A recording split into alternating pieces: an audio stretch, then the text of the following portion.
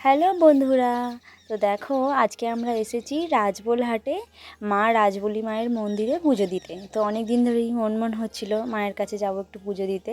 তো আজকে ফাইনালি মা আর কি ডেকেছে, আমরাও এসে গেছি। তো আমি এরকম একটা লাল সাদা শাড়ি পরে গিয়েছিলাম পুজো দিতে যাবো, তো আমরা এসেছিলাম আর কি।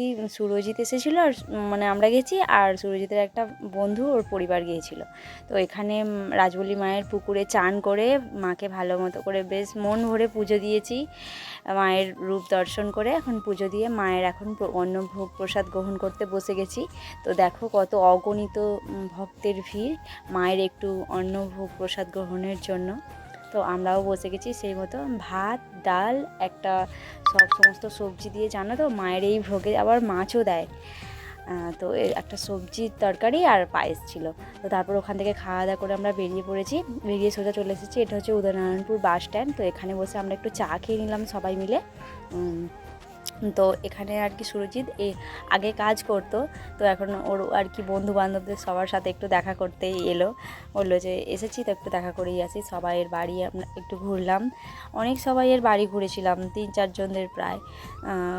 তো এখানে দেখা সবাই বাড়িতে একটু একটু করে বসে দেখা করে। আর এই হলো সুরজিতের মাসি। তো এই মাসিও সুরজিৎকে যেমন ভালোবাসে আর সুরজিৎও তেমনি ভালোবাসে।